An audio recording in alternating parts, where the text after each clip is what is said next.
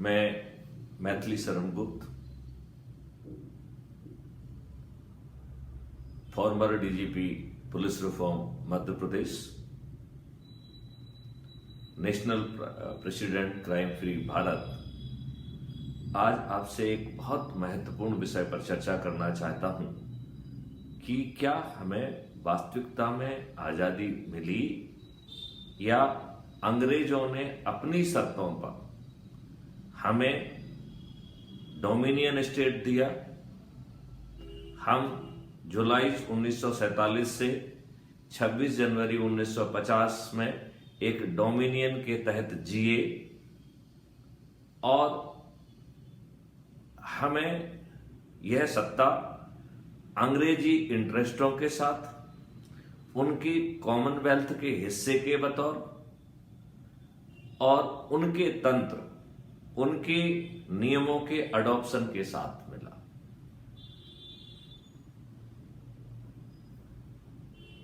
आज हमें क्या करना चाहिए? हमारे देश के जो प्रथम कर्णधारों में से लोग थे, उन्होंने जो है इस व्यवस्था का अपने हित में कैसे दोहन किया। उन्होंने संविधान को ताक पर रखकर किस तरीके से अपनी मनमर्जी संविधान के उपबंधों का, नियमों का बिना अनुपालन किए राष्ट्रीय हित को दरकिनार रखते हुए अपने रिश्तेदारों को, अपने से जुड़े लोगों को लाभ देते हुए, हिस्टोरियंस जिनके द्वारा हिस्ट्री के बहुत अच्छे तथ्य छिपाने के लिए उन्हें पद्मश्री और पद्म विभूषण जैसी उपाधियों से अलंकृत किया।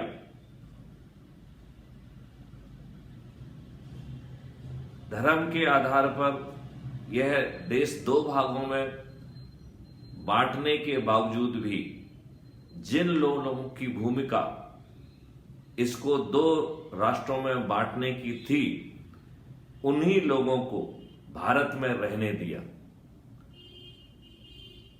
जैसे हिंदुओं को मार काट के पाकिस्तान से यहां भगाया गया,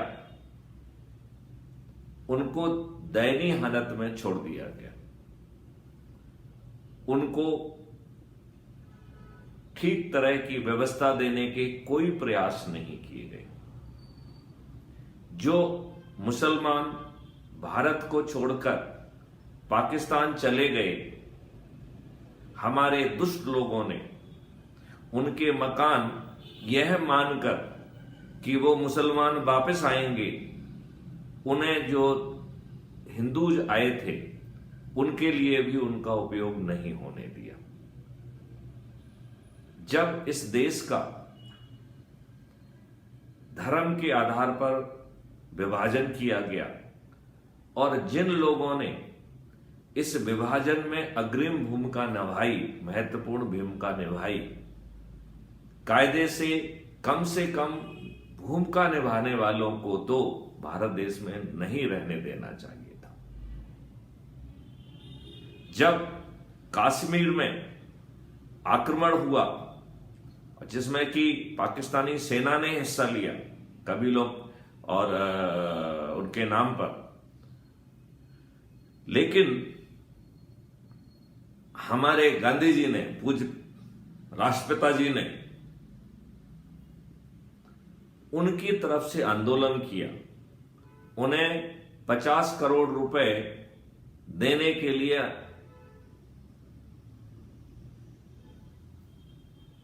उपवास रखा, अनशन किया।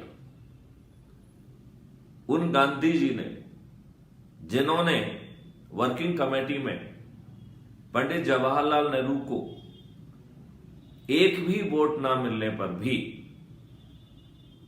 प्रधानमंत्री बनाने में भूमिका निभाई, उन्हीं महात्मा गांधी ने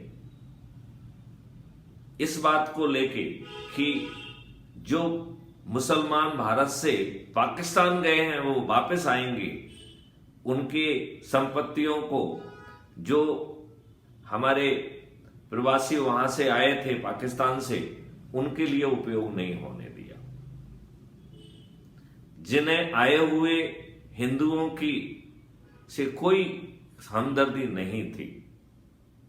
मेरा ये मानना है कि हमने अंग्रेजों के उसी तंत्र को, उन्हीं एक्ट को अडॉप्ट किया जो कि शोषण के लिए बनाए गए थे, जो अकाट और बहुत ज्यादा शक्तियां ब्यूरोक्रेसी को, मजिस्ट्रेट्स को दी गई थी, पुलिस को दी गई थी, जो कि व्यवस्था 1857 की क्रांति के बाद भारतीयों को दबाने के लिए बनाई गई थी।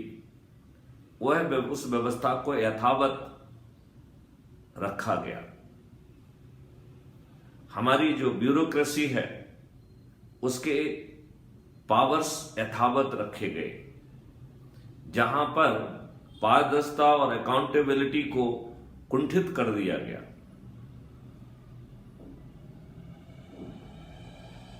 मैं आप लोगों से एक छोटा सा सवाल पूछता हूं कि यदि आप गन्ना पेरने के लिए जो मशीन बनती है, उस मशीन से यदि आटा पीसना चाहें तो क्या आटा पिस सकता है?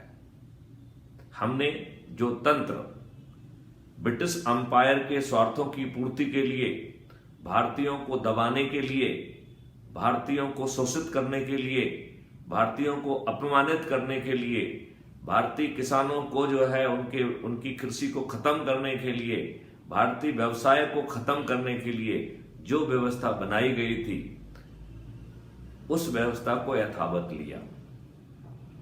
इसमें उन लोगों ने, जिन्हें यह मालूम था कि उनका चरित्र कभी भी स्वतंत्र भारत में उन्हें अग्रणी भूमिका नहीं निभाने देगा, इन दुष्टों ने उनको जो है सैक्रिफाइस किया। उन्होंने जो है अंग्रेजों से ऐसे उनकी सत्ता मानी, उनको लिखित में दिया कि हम सरदार सुभाष चंद्र बोस जी के बारे में पूरी सूचना भी देंगे, उनके ऊपर जो है नजर भी रखेंगे और उनको सौंप भी देंगे और प्रोसिक्यूट भी करेंगे।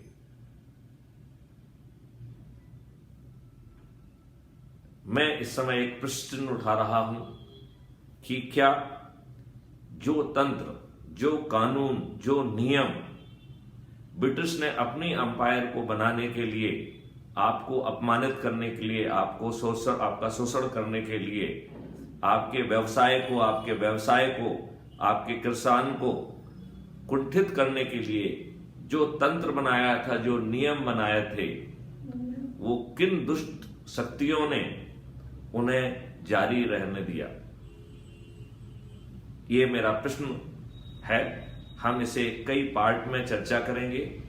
हम आगे चल के ये जानने की भी कोशिश करेंगे कि क्या हम हिस्ट्री और हिस्ट्री की गलतियों को, चाहे जो दुष्टता रही हो या सोची समझी रणनीति रही हो, क्या हम उस पर चर्चा करते रहेंगे या आज हमें क्या समाधान करना चाहिए उस पर हम एक एक करके बात करें? तो हम अगले अंक में आपसे बात करेंगे कि अब इस पड़ाव पर, आज की डेट में 2021 में, वो भी 20 नवंबर 2021 की डेट में हमारी सोच क्या होना चाहिए, हमारी रणनीति क्या होना चाहिए, हमारा मिड कोर्स करेक्शन क्या होना चाहिए।